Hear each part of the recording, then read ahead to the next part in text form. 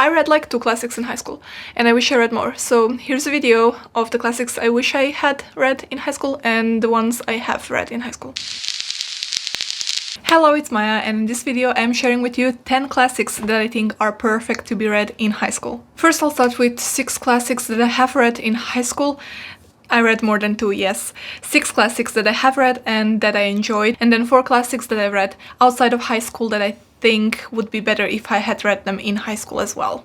I remember when I was in high school and what my reading taste was, and I know that I disliked slow books with old English and like convoluted sentences, and I enjoyed surprising books with twists and a lot of dialogues. Now my tastes have changed since high school, but I will be speaking about my tastes in high school as I'm speaking about these books. Now let's get into the first 6 books that I have read in high school and then 4 that I wish I had. The first classic that I have on this list is Stranger by a French author, Albert Camus, written in year 1942. This book's winning point is, of course, the surprise element. I did not expect anything of this book. It was short, and I thought, okay, my teacher was having this oral test the next day, so I was like, okay, let me read at least 1 book from the list. I wasn't big on doing homework in high school or anything really, so I read this book because it was short, and then it surprised me. I think the ending really offered me a great message that I still to this day am thinking about. So if you're looking for any book, just 1 book to be reading in this school year, just like me, you can read Stranger by Albert Camus. The next book is The Fountainhead by a Russian-American author, Ayn Rand, written in year 1943. This is another one which is very philosophical, also political. I read it in the first year of high school, and I do have to say I do not remember making any connections, any political connections with the book. I just read it as it was, and I loved it because the main point was to kind of negate tradition and glorify all of the new stuff. Protagonist, our architect, who had these great new ideas of a modern style of buildings, went against the other architects who were older, in the business longer, who stuck to the old Baroque, for example, styles of buildings. This clash between these 2 sides I loved when I was in high school, because I really disliked the traditions and older people just telling me what to do, I guess. I was a rebel, and I still agree that we are holding on to the past too much. However, I do not know if this was the main or the sole point of this book. I do have to reread it because till this day this is one of my favorite, if not the favorite book that I have ever read.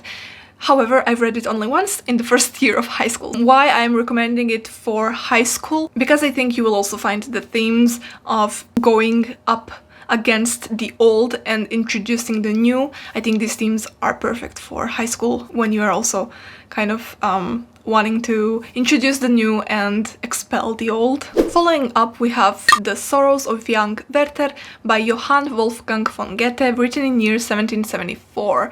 This book follows this guy who is madly in love with this girl, and it's unrequited, and it's in epistolary form, which means that he's actually writing letters to his friend about his feelings. The way he's writing his feelings and connecting them with the nature and the descriptions of things that happens surrounding Werther, I think that was really nicely done. Now, he does complain some, like some people I think find it annoying, but to me it's not that bad. So why I liked this book is because it surprised me. I thought it was going to be long, filled with flowery, chunky writing and long convoluted sentences, which it wasn't. It was pretty much clear and to the point. So I would recommend this book for high school as well, because it's not that hard and the language is pretty but simple. Next up, we have Crime and Punishment, written by a Russian author, Fyodor Dostoevsky, in the year 1866. We all know what this is about this guy who kills his landlord and her sister, and then is agonizing over whether he will be caught by the police or whether he should go to the police,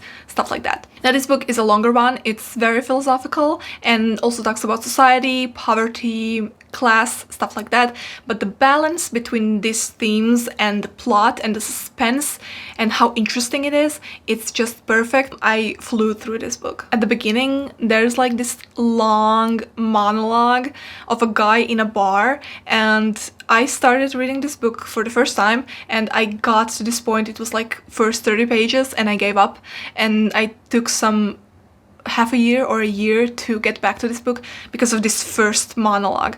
Trust me, if you are starting Crime and Punishment, just persevere, just survive this first monologue, and everything else will be very interesting, very suspenseful. And if you're in high school, I think Crime and Punishment will be a great classic to be read that will be also interesting. Next on the list we have a non-fiction, The Antichrist, written by a philosopher Friedrich Nietzsche, published in 1895. So we didn't have to read The Antichrist for high school, just like we didn't have to read The Fountainhead. I just wanted to because I was a self-proclaimed nihilist. And fun fact, I read this book on my small BlackBerry screen in between classes in high school, and yeah, it was a fun time. I guess everybody thought I was reading fanfiction, but I was too intellectual for that. I'm just kidding. I love fanfiction. Let's move on. I remember loving this book at the time, and I remember making my mom read it as well, so we could talk about it, and then she read it, and then she disagreed with a lot of the things that were in the book. And I was in high school. I was a dramatic child. I could not take criticism or people not agreeing with my opinion.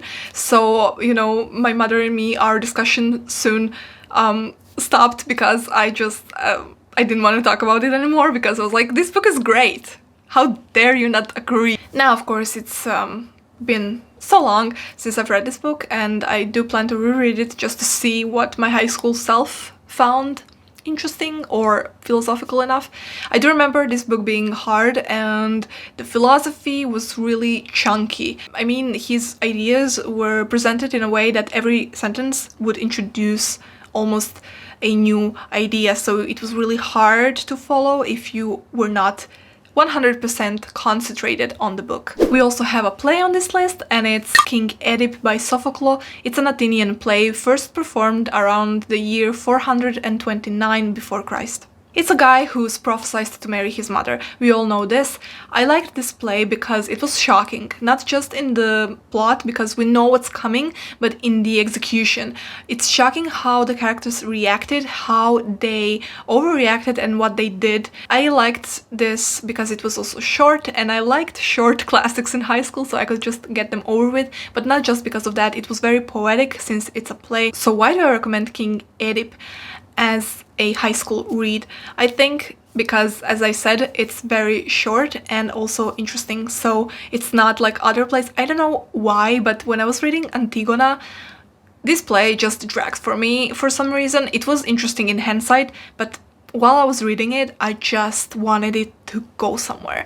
With King Oedip, things were just moving very quickly, and the characters were just insane. Okay, these have been the 6 books that I have read in high school. Now I want to go on to 4 that I have not read in high school, but I wish I had. The first on this list is Jane Eyre, written by an English author, Charlotte Bronte, in year 1847. This book was relatable and introspective without being too overdrawn and boring. I also liked it because of its literary language, but it wasn't nonsensically flowery, which means that sentences made sense for me, and each sentence serves a purpose and pushes the plot forward. So this book follows Jane Eyre from when she was a child to when she got herself an employment and admirers, stuff like that. I think Jane Eyre is very witty, strong female character, not in the sense of today when a strong female character has to be like one of the boys. She was a woman and she was strong for it. I think that character relationships in this book are #1 thing that I most loved about it after Jane Eyre as a protagonist. I very much liked how Jane Eyre was portrayed, and I wished I read this in high school when a lot of the literature that we had to read was written by men, so this one written by a woman, portraying a woman in this positive light, I think would have been very nice to have read. Okay, there's a lot of haves here, my grammar is not the best, but this book is. The book that I have here with me is A Clockwork Orange, written by English author Anthony Burgess in the year 1962. Now this book is very short, but it is thought-provoking. This book talks about the society versus the individual, or what it means to be good in the core. In this book we are following Alex, who is a 15-year-old boy, a criminal, a delinquent, steals, kills, rapes, everything. Then he ends up in prison where there's some experimentation going on him, that every time he thinks about doing a crime, he gets sick. Now, the main point of this book is actually asking the questions whether he is now a good person because he cannot physically do anything bad. Is he still bad because he still thinks and wants to do bad but physically cannot? I love this book. I finished it a few weeks ago, and I think in high school were definitely my formative years where I was like, you know, good, bad, you know, deciding my path. Reading this would have been a nice addition to my discussion inside of my head. We did this book in sociology class in high school, and I never even thought to read it, but I'm now sorry to say that I should have maybe. And I know I would have been interested in it if I were to read it in high school, because as I said, you know, it's a formative years where you are choosing whether to go the bad path or the good path, so to say. But which one I chose, I cannot say, because spoiler alert! Next up we have a short story, which is The Little Prince by French author Antoine de Saint-Exupéry, written in year 1943. This book I read when I was second grade of middle school, and I wish I reread it in high school, because we all know what this is about, but I think not a lot of us know what this is about really, you know, the allegory behind it. When I read it in middle school, I liked it for, you know, the story that it was. I did not really get the philosophical things that this book wanted to say. So I really wish that I read it or reread it in high school. Next up we have a collection, and it's a poetry collection or a sonnet collection written by Shakespeare, published in 1609. In high school, I loved poetry. I read Rilke, I read Neruda, and I read a lot of other authors. Should I talk in my Slavic accent? Anyway, I read I can't. I forgot what I wanted to say. I read Keats, I read Rilke, I read Neruda, and some Croatian poets like, I don't know, Damjanovic, Šimić, etc., etc. I never got into Shakespeare's sonnets. I don't know why. The first time that I read his sonnets were in college. Of course, we did some in high school classes as well, but I just never really realized how funny he was. Yes, his tragic sonnets, his tragedies, great, but his humoristic sonnets are just so funny, and I never really appreciated Shakespeare's wit before college. So if I could go back in my poetry reading days, I would definitely read Shakespeare in high school, because now I'm really not into poetry that much. Shakespeare's metaphors may be sometimes harder to get, but I think they're definitely worth it, especially if you are into poetry. Alright guys, these have been all 10 books that you should read in high school if you are in high school. If you are not in high school like me, just read them now because they're amazing. I hope you enjoyed this video, and if so, please like it and subscribe to my channel. And lastly, I have a question for you. Which is your favorite classic you read in high school? Please leave your replies down below, and thank you.